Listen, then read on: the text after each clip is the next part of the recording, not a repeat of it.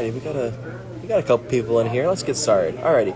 So, 49ers get their first win of the regular season in week 2, winning the game 27-7. I mean, it was a great performance by the team, but obviously a somber tone across the whole 49er organization with Trey Lance suffering a broken ankle. Kyle Shanahan confirmed it in the postgame. He is out for the year, going to get surgery tomorrow morning, and his season is now over. Very, very unfortunate for the 49ers, and very, very unfortunate for Trey Lance, who every single person who went to the podium, Fred Warner, Hughes Check, Bosa, Garoppolo, they were all in a very somber tone when discussing Trey Lance and what he meant to this team. I mean, just the work that he's put in is really what was really noted, and how much time and effort he put into this organization. And so that was what was really mentioned by Shanahan, by Bosa, by every single person. So it was a really, really somber mood. But I do want to get to the positives in just a second. Before we do that, Trey Lance finishing the day 2 for 3 with 30 yards passing in the first quarter. Happened to the 2:33 mark when with linebacker Cody Barton tackled him on a design run on an inside zone going to the right side. It was a bit awkward at the moment, and just looking at it from the press box, you could just tell there was really a bad omen around it as soon as it happened. I mean, Trey Lance was withering around in the ground in pain, and it just didn't seem good from the start. And obviously, players coming out taking a knee, that's never a good sign. The air cast was put on right away, and he was carted off. So yeah, as well being ruled out right away, never a good sign for your starting quarterback. And it comes after 3 plays during the first quarter that Shanahan was running Lance up the middle. And he did it a lot in Chicago as well, week 1, where he was running Lance up the middle, running him hard, and there was no repercussions like that. But you got to think how important is it to get your run game going that way when it can put your quarterback in such interesting positions, just like this one today. Luckily, the 49ers have Jimmy Garoppolo, their former starting quarterback. He came in, he was elected from the start, completing a 38-yard touchdown pass to Ross Dwelly on the Y leak route, actually, that Lance missed last week. So it's the same route, just slips out, up, under, up, touchdown, and as well. Can you guys hear me? I'm going to make sure. Some interesting Wi-Fi stuff going around in the stadium right now. Hopefully you guys can still hear me. But like I was said, Jimmy Garoppolo came in, was pretty good from the start. Dipped off in the second half, but he finished the day 13 for 21 with 154 yards passing and a touchdown, as well. Added a touchdown of his own, rushing to close out the game when the Niners chunked out what felt like the whole fourth quarter, frankly. I mean, it was a 13-play, 63-yard drive that lasted 7 minutes and 9 seconds. That's literally half of the quarter. That's half of the fourth quarter. The 49ers were able to chunk out yards. And that was just what they wanted to do all afternoon against Seattle. They wanted to be dominant with their run game and be forceful in the rainy conditions, obviously, between sun and rain. They wanted to make sure they had ball security, and they were a lot better today. As well, I want to mention there was only, I believe, 1 penalty for the 49ers today, which is a huge turnaround from last week when they had 11 or 12 penalties for over 100 yards, 99 yards, just to say. Huge turnaround for them. And, yeah, it just goes to show that, a defensive stand, being a stout defense team like they are, is really important for them. Again, one penalty for 26 yards, where the Seahawks had 10 for 106, so that was one of the keys of the game. Even Bo said it afterwards, he wasn't thinking about that stuff, but, it's really a good sign for this organization when they're able to limit their mental mistakes or mental errors and, harness their discipline and really get after the quarterback. And they did today against Geno Smith. Bosa got 2 sacks. Drake Jackson got in there, got some pressure. Charles Omelehu, one of their backup defensive linemen, he was outstanding today as well. I want to do a little quick shout out as well to starting safety Talanoa Hufanga. Hufanga was unbelievable again today. 2 key pass breakups, 6 tackles. He was just one of the stars of the game again, looking like a little Troy Polamalu. Like I said last week, this guy, it just goes to show the work. And I asked Fred Warner about it himself, and he goes, it just shows, the work, and the it's not surprising them because it just shows the work he's put in. He was the first guy out at training camp, every single day at practice, and it just shows the work. And he got the opportunity this year more so than last year, and he's really made up for it. Got that great tip pass that was intercepted by Deshaun Gibson, their other safety filling in for Jimmy Ward.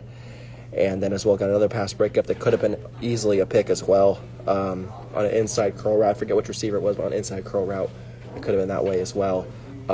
Just one of the really, really good games. One of the things for the 49ers, though, that really stuck out is that the red zone offense was a bit left to be desired. I will say their red zone offense. They were 2 for 5 today, 40% in red zone as well. Goal to go, they were 2 for 4, so 50%. So 50% are under for their red zone action today. Not great, but again, they ended the day with 373 net yards, and they had Jimmy Garoppolo, their backup quarterback, who wasn't taking any first team snaps and basically didn't have training camp, wasn't in the meetings, wasn't taking snaps with the team, nothing like that, playing out there for the majority of the game today. So hindsight's 20/20, but it was a pretty good game for Jimmy Garoppolo considering the circumstances. And now I move forward from here.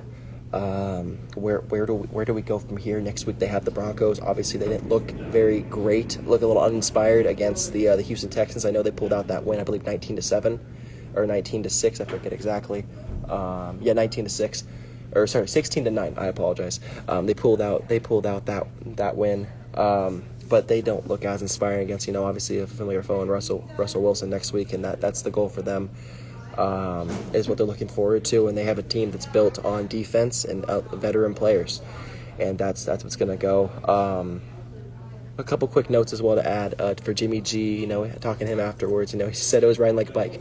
Had a big smile on his face, just like riding a bike. He just picked it up like that, even though he didn't have a training camp. It was playing with the scout team, all that stuff. Didn't really have any real preparation for this moment, but he really came in there and it was familiar. And that's one of the things he talked about as well, is how familiar it was to be with the 49ers this year. And that's why he chose to stay with the team rather than go off to another team with the options that were open. There were teams that were interested, including the Seahawks. But he would rather have stayed with the 49ers in a system that he knew, considering the circumstances coming off that shoulder surgery especially. So that's really, really important to note as well. They would have had a shutout of the Niners if not for the blocked field goal that was scooped up and scored by Michael Jackson, the Seattle cornerback. Michael Jackson just housed it, ran all the way back. So it would have been a shutout game, 27-0, if not for that. So the defense theoretically did not give a score, even though Kyle Shanahan obviously gave him a little jab afterwards. Hey, why didn't you keep the shutout? Obviously, just jokes. You want to be better on special teams, but for the most part, they were pretty good as well. The Aussie punter, Mitch Wisnowski, got a big contract extension on Friday. Got a huge contract extension, and it really showed today why they did that. He had a really high snap that he caught and was able to punt and pin Seattle back with it inside their own 15. He looks the part of a above average to elite punter in the NFL, and that's when the Niners gave him a lucrative contract on Friday, as well getting another contract today. Jerry Barrett ended up 3 block kicks in 2 games, needs to get fixed. I agree, Jerry. I absolutely agree. 3 block kicks in 2 games needs to get fixed. It just comes down to getting the rust out. And this team is very, very built well. They're built very, very well. It's just that sometimes mistakes happen, mental lapses happen, especially after the trauma that they kind of had today with Trey Lance being out. But yeah, again, 3 block kicks, not great, but if that's the only issue we have to look at right now, besides obviously the quarterback situation, then that's probably a plus for the 49ers getting out of week 2 with the win. If that's the only thing, because special teams they can fix. It's just mental. It's possible. And as well on that play, it was I believe it was Ross Dwelly that was blocking on that left side on the block field goal, and he picked up the right rusher, but the left one, which was Jackson, he left uncontested to come out the kicker and blocked it, and I forget, someone else blocked it, and then Jackson was able to score it and scoop it up. But that's kind of why what happened there is that he wasn't able to block 2 people at once, and that's what happens. It's just a mental lapse, nothing really to worry about there. And then, yeah, obviously Jimmy G closing the game out with a 1-yard QB sneak up the middle. Still undefeated in QB sneaks on 4th down. Still 100% on that. And, yeah, just it goes to show what it means to him to be a part of the organization still and why he stayed with it. Made as well an additional $350,000 today for playing more than, I believe, a quarter or 50% of the snaps. In this one, as well as winning the game. That's $350,000 right there. Every single time he does exactly what happened today, he will make $350,000 each and every game. Going to playoffs, it'll be a little different, but yeah. So that is kind of the takeaways of today. Do you guys have any questions? Want to drop anything in the comments before we take off? And I do my my post-game write-up, my post-game wrap-up for you guys to get out as soon as possible. But yeah, feel free to drop any questions, any comments in the chat. Anything you guys want to see different, feel free to let us know.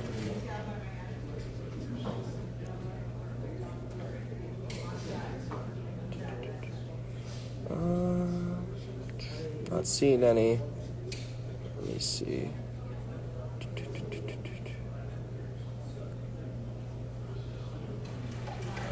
Yeah, I'm not seeing any questions or anything like that in the chat, so I'm gonna dip out now, I guess, then, and get to writing the rest of this story up for you guys. It'll be up very, very shortly, and we'll have obviously a lot more to cover for tomorrow with Shanahan speaking his usual conference call meeting he has every single Monday after a game. We'll talk with him tomorrow as well about that and what the status is on Trey Lance, even though he's having surgery for sure and is going to have it tomorrow morning on his broken ankle that he suffered in the first quarter today. Oh, sorry. Jerry, question, is Brock Purdy the backup next week? Yeah, most likely. They were actually, Kyle Shanahan even noted it in the presser today. They were going to bring Brock Purdy on as the secondary quarterback, if not for Jimmy G staying. And now it flips the other way. Jimmy G's now the starter. Brock Purdy is now the backup. They're going to have to bring someone else in. Who knows? I know Sudfeld is now with the Lions, but maybe they could bring back Nate. Who knows? Make it a whole reunion. Who knows? And then as well, Trey Lance is now going on the IR for the rest of the year. He is out for the year. And yeah, so that's what's going to happen. Brock Purdy is going to be the backup quarterback now for the 49ers. And the emergency quarterback will still be fullback Kyle Juszczyk, who noted and told Jimmy, don't make me come in today. Don't make me play. Because that would be the worst case scenario for the 49ers. But yeah, anyways, that's all from me here for Sactown Sports 1140. Feel free to give me a like, a follow at my Instagram at Emiliano Fragoso, as well as at my Twitter at Emiliano Fragoso. That's AMILIANO FRAGOSO. Feel free to drop a like, comment. And yeah, if you guys want to see more of that stuff, leave some comments in this. This video will be going up on the regular Instagram page for Sactown 1140 as well. I will have my story up shortly. And I'll be linking that as well to the website. So at SactownSports.com, find all my stuff on there. Anything 49ers, anything NFL, that's what I got. That's what I'm here to cover. So yeah, with that being said, I'm going to sign off and have a good one. Sacramento, we'll see you soon.